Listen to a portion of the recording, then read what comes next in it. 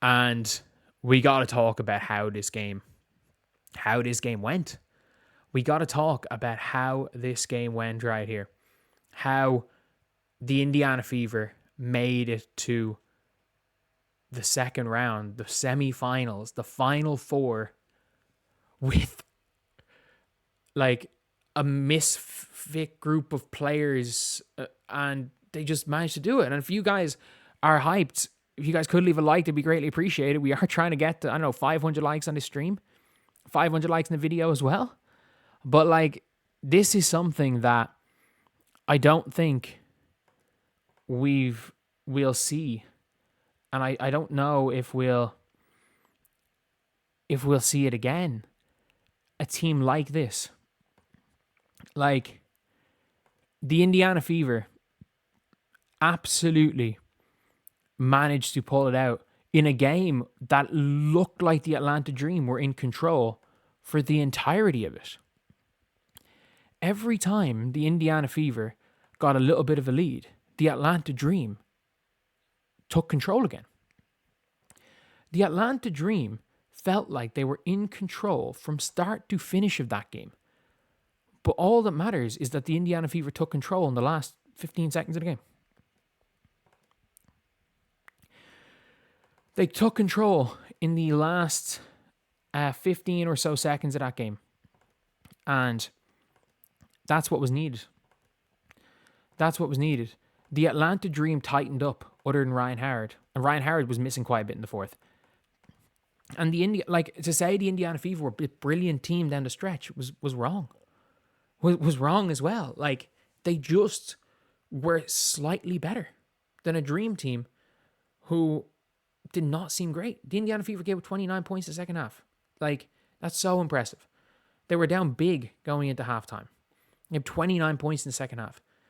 And the Atlanta Dream, genuinely, they just didn't seem to have it in them. If the Fever played even 1% of help defense, the Fever absolutely, if they played 1% of help defense, win that game comfortably. And this was a game that the Indiana Fever controlled. As I've said, they controlled this game. Like, the Atlanta Dream went out and just started trying to blitz the Fever pace-wise.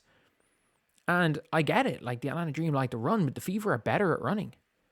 Because the Fever at least have an ability to rotate their centers when they run. The Atlanta Dream don't. So it was weird to see the Atlanta Dream playing fast. And the craziest thing about it is, when the Fever were winning that game in the first half, they were pushing the tempo. And when they were losing the game, they were able to slow it down. The Fever controlled the tempo. And controlling the tempo isn't all about playing fast. It's about you doing what you want. When you want to play fast, we play fast. When you want to play slow, we play slow. And the Indiana Fever absolutely controlled the tempo of that game. Absolutely controlled it. Like, and this is, I will stand by this. This was an absolute, I think, like, crazy things happen in sports. And one thing I'll always say is that crazy things happen all the time in sports. And the only people in the world who this is not a crazy outcome are the 17 people in the Indiana Fever locker room. And that is one of those huge things where it's like, this season, it's crazy. When we're talking long term, sure, get one of those all-star players and tanking. Yeah, I was on Team Tank. But I'm just going to say this right now. They won the series. This is worth everything. This is worth screwing up your draft pick. And especially because the Seattle Storm might fuck about and win. Like, the Seattle Storm are up 5 at the end of the first. They might win. They have the personnel to win. Fever can beat them. And they managed to pull off the miracle when I think nobody else thought it. Stephanie White, as much as, Lexi Hull wasn't out there locking anybody down, if nothing else, Lexi Hull was getting absolutely locked down from start to finish. If nothing else, she was horrendous on defense. She trusted Lexi Hull, and Lexi Hull made big plays down the stretch. And you gotta give a lot of credit to Stephanie White. She made bold calls in putting on KK early. She made bold calls in going in the fourth quarter with Bree Turner, and they worked. They worked. Like, I stand by this. I'll be somebody that will criticize Stephanie White when I feel like it's time to criticize Stephanie White. But for me, if I'm not going to give Stephanie White the credit that Stephanie White deserves in this specific scenario, just like the Commissioner's Cup, just like in that Mercury game, when I think a lot of it was her, the Indiana Fever were they were able to see, they controlled the game early. And then once the Atlanta Dream started getting a bit of a lead, they started rolling. They were able to make the adjustments to make sure the Atlanta Dream did not get out of hand. They made sure that they were within striking distance that whole game. They made sure that all they needed was a run at any stage in the fourth quarter, and the game is theirs. And I always say this, in grinded out games, those 5-0 scoring runs can be game changers, which we thought that 5-0 run from the Dream, where it was the kind of travel score from Bree Jones and Ryan Howard hitting the three. We thought that was it. We thought it was over. But it wasn't. So for me, anyway, I just gotta say, like, the Indiana Fever have done something unbelievable. And late on in that game, they were the team that made the big plays. Lexi made a big score, got a big score. Aaliyah hit an open layup, but it wasn't even the Aaliyah hitting an open layup. You expect her to do that. It was Kelsey Mitchell lost the ball and managed to get it back.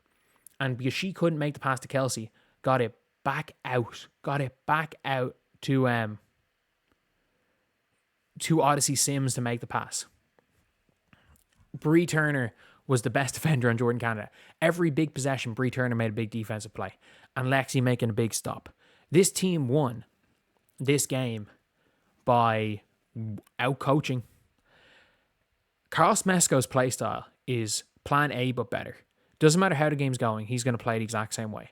And there's a lot to be said for coaches with that style. Stephanie White, I've always said that she's pragmatic. She's going to try to control the game. She's going to over-control the game in a lot of situations, especially when you have a Caitlin Clark. She is going to micromanage everything in a game. And it's not on a play-by-play basis, it's a style thing. She's going to micromanage the style of the game. And today that worked. A lot of times it doesn't work. But one thing Stephanie White has shown she's exceptional at is win or go home games. Like, she's shown that she is exceptional in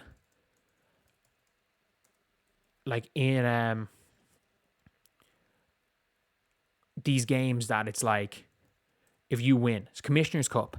She treated the Mercury game, the first one, like it was a playoff game. That's the only game she treated like a playoff game. It's incredible. It's incredible. And I really like Stephanie White. I really think Stephanie White's a good coach. I don't think she's a good coach for Caitlin Clark. But Caitlin Clark's not playing on this team right now. So, yeah, I don't think there's a better coach for this Indiana Fever team than Stephanie White. I stand by that.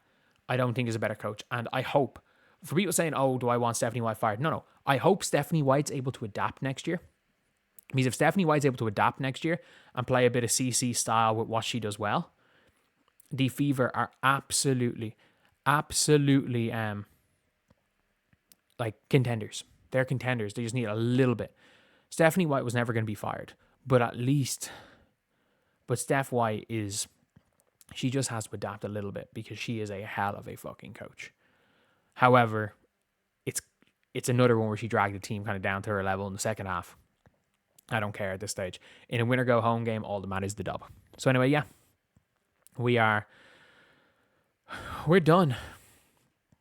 We are done, lads. So I'm going to go and send you guys to, you know what? Actually, I'll send you guys to Quita today. I haven't ever sent you guys to her. So we're going to send you guys here. So there's a couple of hundred of you guys in here. If you guys want to hear someone talking about the game, go watch Quita's stream. I am going to I'm going to go. I will see you guys.